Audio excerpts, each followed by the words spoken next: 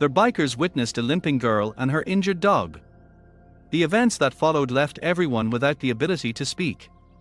The frozen ground crunched beneath their treads when the motorcyclists spotted a petite, pale child clad in a vivid red sweater balancing on wooden crutches. Next to her hobbled her German shepherd, marking the white snow with dark traces of blood. The child clutched a paper sack, and right then, something in her stare caused the men to stand still out of anguish, out of dread, out of the reality she bore. Snow settled like a thick blanket over the deserted street, as three bikers slowly rolled up to Snow and Peck Outfitters. Their engines fell silent, and the quiet seemed to instantly become heavier. They spotted the girl almost simultaneously. Tiny, pale, about 9 years old, wearing a bright red sweater and using wooden crutches. One under her arm, the second in her hand. She hobbled forward, pressing a crumpled paper bag to her chest. Beside her limped a German shepherd, large and weary. On his right front paw was a white bandage soaked in blood. On the snow were dark drops, left by every step. Behind the girl walked a man, one of the bikers. He froze, as if something inside him tightened. In her gaze there was too much pain for a child, and precisely this forced the three of them to take the first step toward her. The girl tried to walk faster, noticing the men approaching, but the snow was deep, and her right leg trembled with every movement. She stumbled and nearly fell. The paper bag slipped from her hands, groceries rolled across the snow. The shepherd, despite his own wound, offered his side, keeping her from falling. The biker in the leather vest raised his palms, showing he would not cause harm. "Hey, easy, little one, it's okay." She breathed heavily, looking up at them. We don't need help.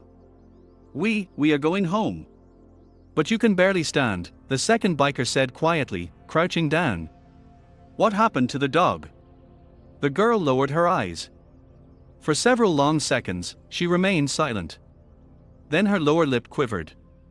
"He was hit." That voice of the leader became harder, but not towards her. Towards the one who caused the pain. She gripped the crutch so hard her fingers turned white. "My dad." The men exchanged glances. A dull rage ignited in each of them. However, this did not frighten the girl. She saw for the first time that this was not anger directed at her, it was for her. Initially, she spoke quietly, as if afraid someone might hear. But the snow around them muffled the world, turning the space into a personal cocoon where no one could do harm. "Dad often gets angry," she began, "when he drinks. Almost every evening." Her voice trembled, but she continued. "Yesterday he came home late, shouted loudly, at everything. And then he took a shovel from the shed." "Max," she stroked the dog on the head. "Max tried to cover me with his body." The leader clenched his jaw while she spoke. "He hit Max several times. Hard." Max cried, but didn't move away. He always protects me." Snowflakes stuck to her eyelashes. They melted, as if she were crying without tears. "I tried to pull him away," the girl said. "And Dad? He hit me too, on the leg. I couldn't get up." One of the bikers cursed quietly, looking away so she wouldn't see his nostrils flaring from suppressed fury. "When he fell asleep, I climbed out through the window. It was broken even earlier. I took the money that I could gather, and ran to the city. I needed to buy bandages for Maximum." She lifted the crumpled paper bag. "No one helps me. We are alone." The leader crouched in front of the dog. Max lifted his head with difficulty and sniffed the outstretched hand. The dog's eyes were dark and wary. But he didn't growl, only breathed heavily. "Good boy," muttered the biker. "Strong. He is very good." The girl smiled. "Barely noticeably. He is my best friend." The leader stood up, looked at his guys. Without words it was clear. They had already made a decision. "Girl, what is your name?" he asked. "Emilia." "Emilia," he repeated softly. "Now you are not alone. We are with you. We will not let anyone touch you." She raised her eyes to him. And for the first time in a long while, hope appeared in them, very small, but real. Their bikers acted quickly but carefully, the way people work who know the price of pain. The leader gently lifted Maximum. The dog whined but did not resist. He held him as if afraid to cause a single extra gram of pain. "It's okay, buddy, everything will be different now." The others gathered Amelia's groceries, carefully putting them back into the bag. "We will take you to the club," the leader said. "It's warm there is food and a first aid kit." Amelia shook her head in fright. "Dad, he will see that I am gone." "And so what?" the second biker asked calmly. "He hit you. That is a crime." The girl pressed the crutches to her chest. He will be very angry." The leader crouched next to her at eye level. "Listen, Amelia. As long as you are with us, he will not come near you. Ever again." There was something in his voice that could not be faked. The firm confidence of a man who knows too well what it means to have a terrible past. They put Amelia on the back of a motorcycle, securing her red sweater under a warm leather jacket so the wind wouldn't hit her face. The leader held Max in front of him, pressed against his chest. They drove slowly. Very slowly. Snow fell in thick flakes. The road was slippery, but no one was in a hurry. Every few seconds the leader tilted his head, checking if the girl was sitting okay and if the dog was shivering more than usual. Their bikers club looked severe from the outside, but inside it was warm, bright, and unexpectedly cozy. When the men carried Max in and seated Amelia in a soft chair by the heater, the first thing that escaped her lips was, "It's so warm here." Her shoulders gradually relaxed. One of them brought a cup of hot chicken soup. "Eat, then the pain will be lighter." She took the spoon, carefully tasted it, and suddenly buried her face in the plate, as if trying to hide her trembling lips. "It's all right, little one," said the leader, sitting down nearby. They carefully unwrapped the bandage on Max's paw.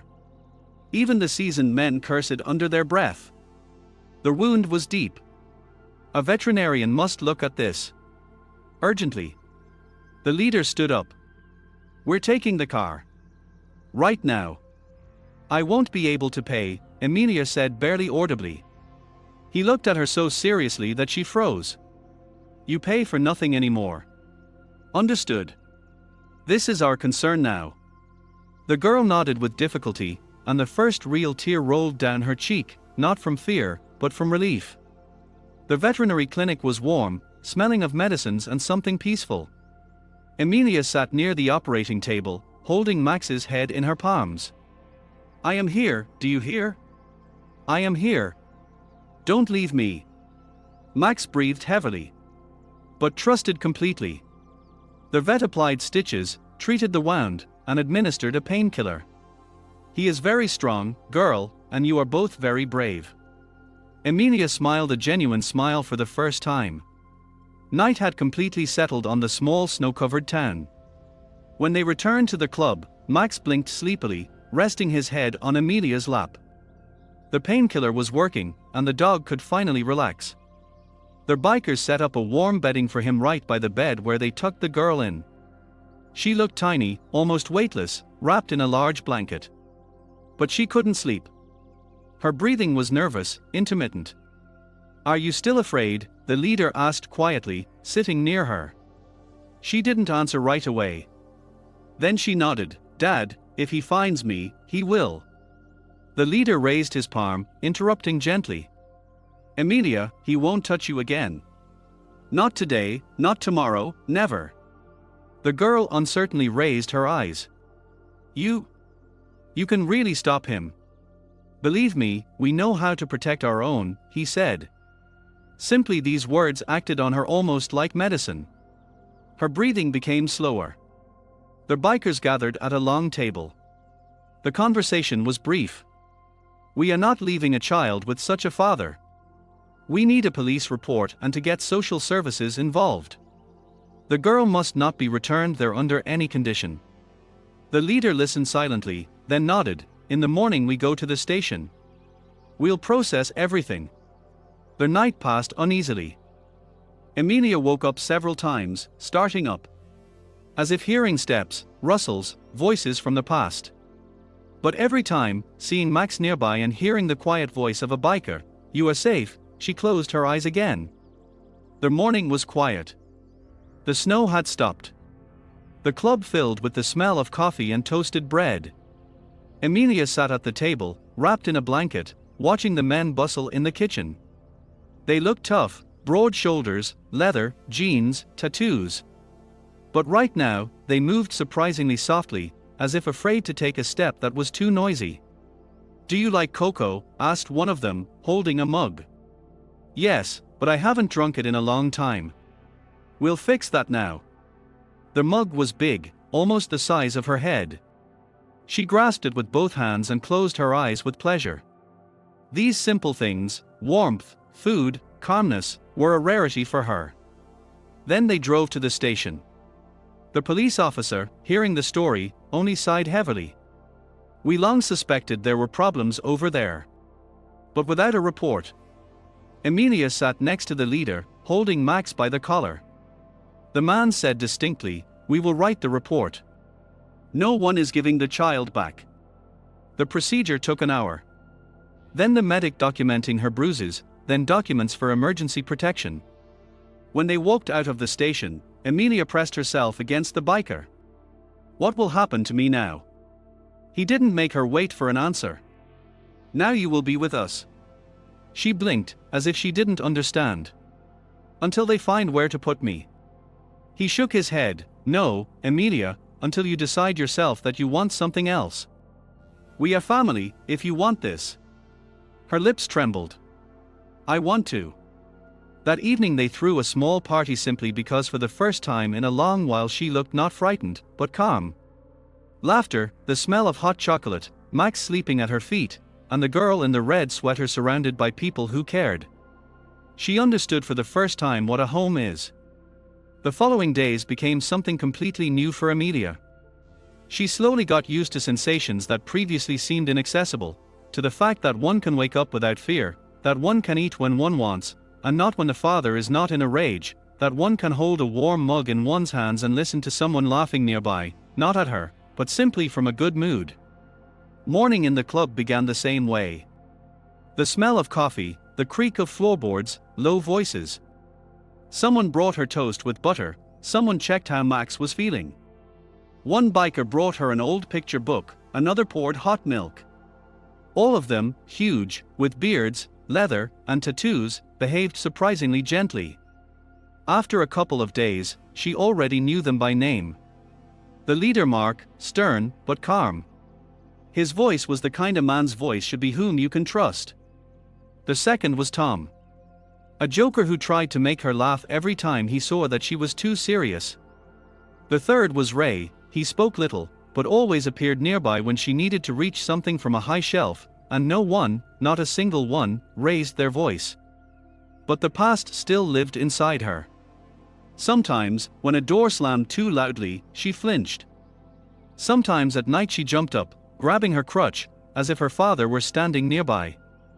Mark would enter the room, sit quietly on the edge of the bed, and say, "Everything is fine, you are here." He will not enter there, never. And she believed.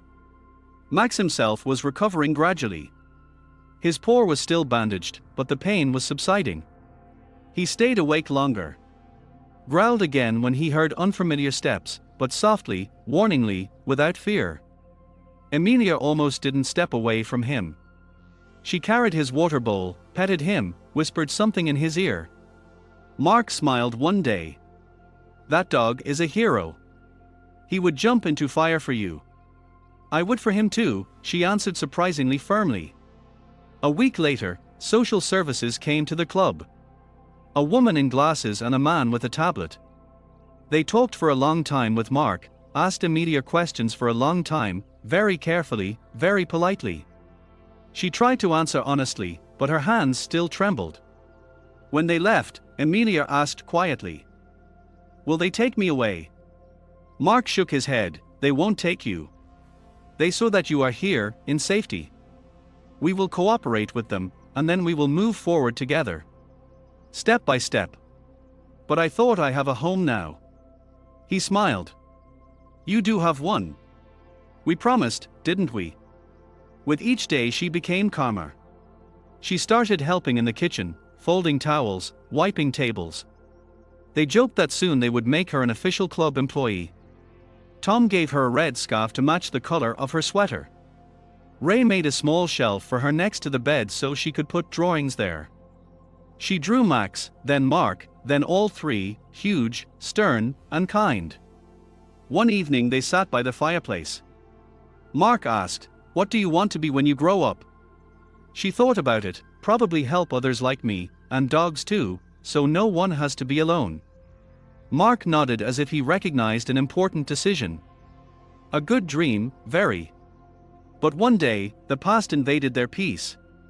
Emilia was sitting by the window. Thomas's voice drifted from the kitchen. Max was sleeping nearby. And suddenly a sharp blow to the door. Dull, heavy, such that her heart dropped. Mark raised his head instantly. Ray did too. Tom cursed. Mark raised a hand. Silence. A second blow. Emilia turned pale. "It's him," she whispered. Mark stood up, walked to the door. "Ray, take Emilia to the room." "No," she shook her head. "I don't want to hide again." But Ray gently took her by the shoulders. "You are not hiding.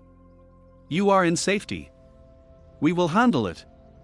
He led her into the room, left the door ajar. A third blow. Mark opened the door. On the threshold stood her father, unshaven, in a dirty jacket, with red eyes. Drunk. "Where is she?" He wheezed. "Where is my daughter?" "Not yours," Mark answered calmly. "You didn't deserve her." The man swayed, raised his hand to strike. But Mark didn't flinch. Tom and Ray appeared behind his back. "You're going to the station," Tom said evenly. "Right today, right now." The father tried to lunge forward, but Ray gripped his arm so that he howled. Mark called the police. 10 minutes later, the man was already sitting in handcuffs. Yelling and powerless. Emilia stood in the doorway, pressing her hand to her chest. "It's over, over," Mark smiled. "He won't come near you again." She closed her eyes, and as if from her shoulders flew a whole life of fear. The following weeks were different. Lighter, brighter. Snow still lay around the club, but inside reigned a feeling unfamiliar to Emilia, safety, to which she was slowly getting used. Every morning she woke up to soft steps in the corridor and Max's quiet snoozing. His paw had almost healed. He walked confidently again, tapping impatient beats on the floor with his tail. Sometimes he brought her sticks he found, as if suggesting to play, and she laughed again, for the first time in years. Social services visited them regularly and every time became convinced. The girl was safe, surrounded by care. They discussed official guardianship with Mark. Documents, the future. But this didn't scare Emilia. She knew, whatever they wrote in their papers, the men from the club would not leave her. Now she already moved freely. Around the club without a crutch almost all day. Only in the evenings did her leg get tired. Tom joked that by spring she would run faster than him. Ray pretended to doubt, but smiled. One evening Mark said to her, "Tomorrow will be an important day." "Which one?" "The court will decide where you will live." She tensed up. "And if they say I have to leave?" Mark crouched before her. "Emilia, you are no longer a little girl whom no one believes. They will hear you, and we are nearby. Will you tell them where you want to be?" She nodded, clutching the edge of her sweater. The day of the court was grey, cold. Emilia sat on a chair, Max at her feet, Mark nearby. The judge listened attentively. The woman from social services spoke calmly, told about the injuries, about the escape. About the intervention of the bikers. The girl is now in a stable, safe condition, she said. For the first time in years. Then they asked Emilia, "Where do you want to live?" She raised her eyes, met Mark's gaze. "I want to be where they wait for me, where they protect me, where I am not afraid." The judge leaned forward. You are speaking about the club. Yes, she answered confidently. They are my family. The silence was long. Then the judge nodded, approved. Temporary guardianship will be registered to Mark and his club. The girl stays with them. Emilia couldn't hold back, covered her face with her hands, and burst into tears. Mark put a hand on her shoulder. Max yapped quietly, as if also celebrating. Spring crept up on the city unnoticed. The snow melted, and around the club it smelled of damp earth and freedom. Emilia stood on the porch without a crutch, leaning only on the railing. Max sat nearby, healthy, strong. Mark walked out after her. Well, how is the leg? Almost doesn't hurt. She smiled. I can run already. Only not today. Today is a holiday. She looked surprised. He handed her a small leather vest, just like theirs, only child-sized. On the back, embroidered in neat letters, Family of Iron Guardians. Emilia covered her mouth with her hand. Is this for me? You are part of us. Officially. She put on the vest, feeling warmth spread through her chest. Max wagged his tail and nuzzled into her palm. Emilia looked back at the men who stood in the yard, stern, big, but smiling, and for the first time said aloud, I am home.